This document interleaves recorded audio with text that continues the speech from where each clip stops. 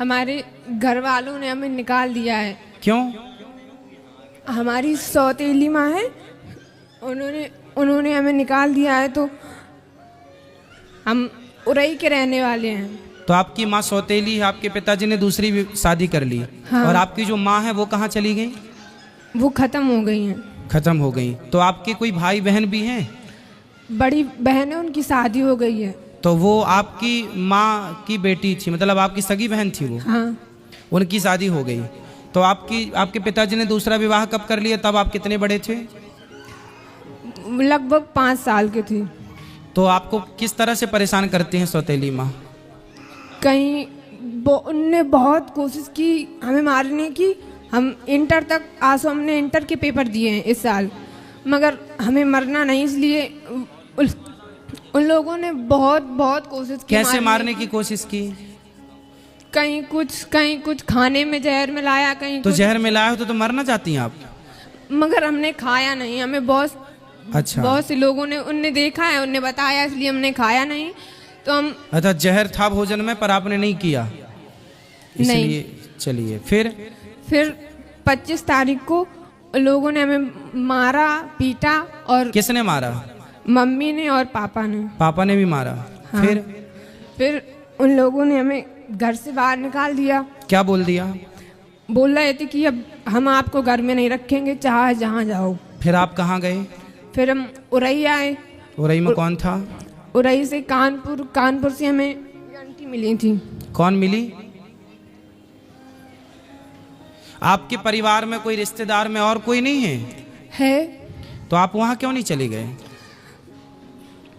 वहाँ सब कोई पहले अपनी बुआ के यहाँ गए थे, तो मम्मी बोल रही थी कि अगर आप रखोगी तो हम आपके खिलाफ कुछ भी कर सकते हैं। आपकी उम्र कितनी है? लगभग 18 साल। तो बेटा आप अकेले घर से आ गए? हाँ।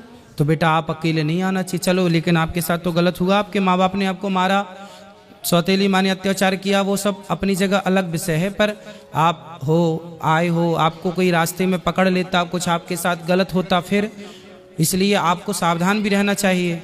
वैसे आपने जब आप आए तो आपको रास्ते में कोई दिक्कत तो नहीं हुई? नहीं।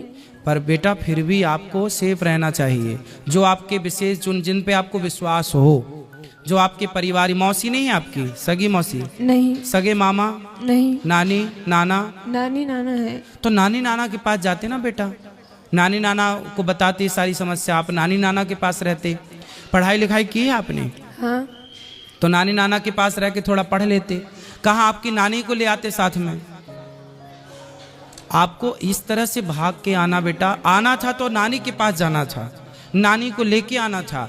अकेले देखो जमाना बहुत अच्छा नहीं है, आप अच्छे आ गए यहाँ, ठीक है, लेकिन जमाना इतना भी अच्छा नहीं है ना बेटा, अकेले चलने लायक नहीं है। कोई जान जाए कि आप अकेली हो तो आपका पता नहीं किस तरह से लोग, आप किसी के कहने पे कहीं मत चले जाना, ठीक है?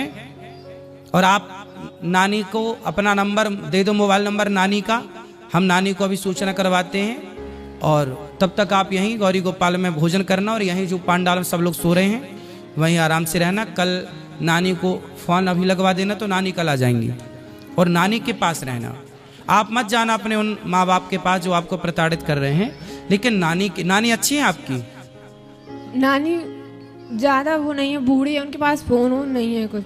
और नाना नहीं है, वो खत्म। तो घर में अकेली नानी रहती है? हाँ। फिर उनको कौन खिलाता पिलाता बनाता होता हो? कौन बनाता खिलाता होगा?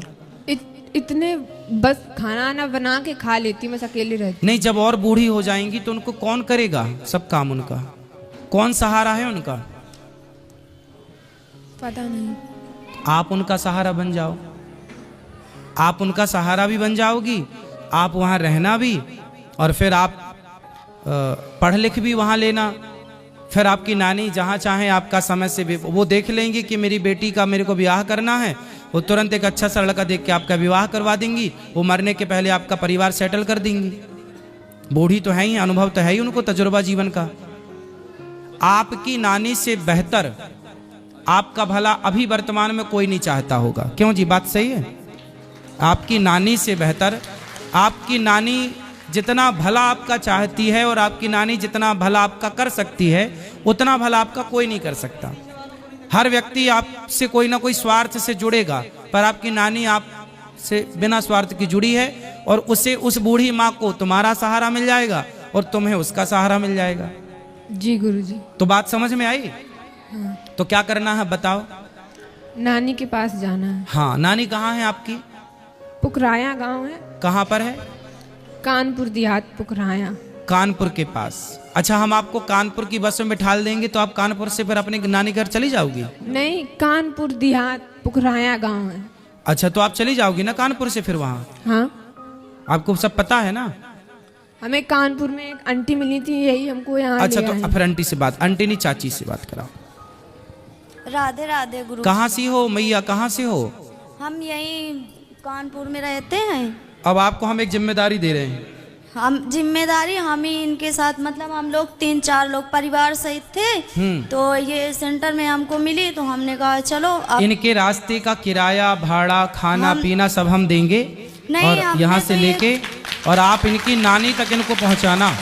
नहीं, हम इनसे बोल रहे थे कि अगर आपके यहाँ कोई खास लोग हों तो बताइए, हम तुमको घर तक उनके छोड़ के आएंगे आप, लेकिन ये तो बताइए, हम पति पत्नी रहते हैं किराए के मकान से। सुनो, अगर आप ठीक है, आपने रास्ते में इनकी हेल्प कर दी, मिल गई, ये बहुत अच्छा। हाँ। अभी आप ना रात को इनको यहाँ गौरी गोपाल में भोजन कराना। आपने रूम लिया है? कहाँ रुके हो रात, नाइट कहाँ है आप? नहीं, अभी तो जा रहे थे, आज वहाँ से घर जा रहे थे कानपुर। तो आज रात को ही निकलोगे? हाँ, काय से? ट्रेन से निकलेंगे गुरुजी। तो फिर आप लोग ना रास्ते में इसको साथ में ले जाना।